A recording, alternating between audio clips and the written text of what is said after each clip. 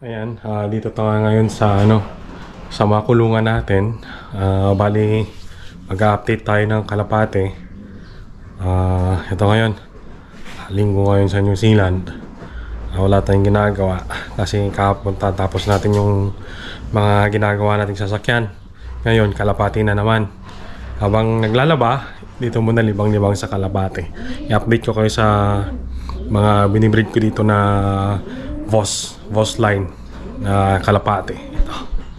Ito na ngayon yung sinasabi ko na i-vlog ko pag nangitlog siya. Hindi pa naman siya nangingitlog. Itong cock, kinastahan nyo na ito kanina, nakita ko. Binabantayan nyo kasi itong mga binibreed ko kung ano nangyayari, kung nagkakastahan na sila o nagpaparisan na sila. Itong cock na ito, malibog to, binira niya ngayon yung hen. Yung hen na yan. Itong paris na to, ano to? Voss. Pure na Voss. Magkapatid to, brother sister mating. Magkapatid sila. Tingnan mo yung ulo ng isa. Parang manok siya. Tapi. Ganda. Ang ganda. Diba ang ganda siya? Yan. Baka after 2 weeks pa to o next week pa to mag-iitlog. Pinaris ko silang dalawa. Ayun, maganda yung mata ng ano na yan eh. Yun yung lalaki na yan. Kasi sa pedigree ng Kalapate na to na binigay sa akin ito, yung lolo nito, tatay ba yun o lolo? Kalimutan ko na. Nag-ano na, tatlong beses yata ito nag-champion. Puro 700 kilometer yung tinakbo. Tatay nito. Eto, ganun din. So, mas maganda tong cock na to eh. Nakakaganda ko sa mata na to eh. Maganda ng mata nito. May future to. Ito naman yung pangalawang paris natin. Matagal na to nagpaparisan siya na. Alam ko, binira niya na to yung babae. Yung cock na yun yung brown. Cock yun. Ito naman yung isa. Hen to hen. Pero tingnan mo parang itik yung mga itsura kasi ang dudumi. Ang dudumi. Lagi natatapon yung yung tubig nila, tapos nagkakastahan sila dyan, nababasa yung flooring. Tingnan mo, parang itik, basang-basa siya. Nakita nyo yun yung yung sa violet na yun, yung mineral na binibigay ko. Yan sila. Next week din to, mag-iitlog to next week. Abangan natin to. Maganda rin to eh. Pure din ito na na Voss. Pure Voss. Binigay sa atin. Napakaswerte natin. Focus natin. Ito naman yung pangalawa. Yung pangatlo. Ayan.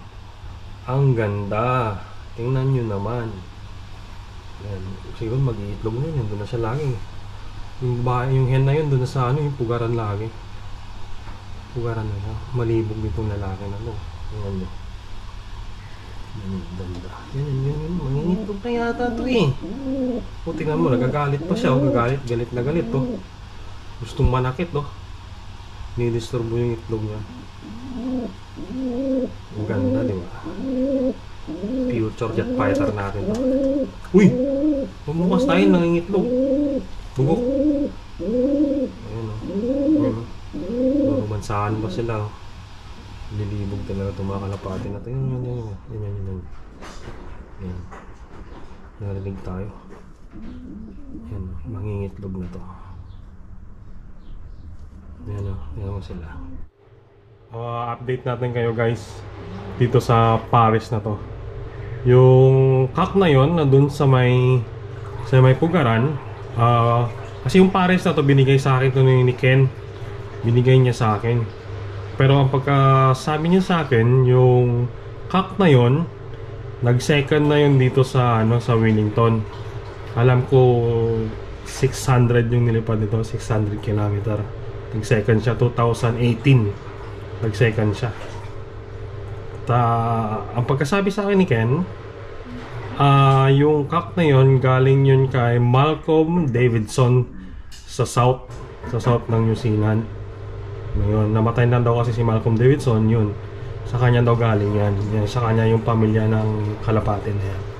Ito namang hen na to, binigay din sa akin ni Ken.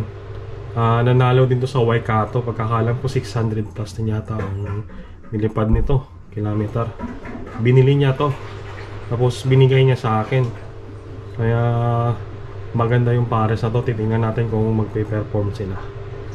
Pareha 600 yung nilipad nito. Puro second. Nag-second din yan yung hen na yan. Nag-second din. Yan guys, tingnan mo sila. Ang ganda. Mangingitlog na tong hen na. Tingnan mo yung ano niya, yung petan niya. Nag-ano na siyang balahibo eh. Nilagyan ko lang siya kanina ng bagong ano, mating. Ayan. Ang ganda. Abangan natin to guys. Mangingitlog na to.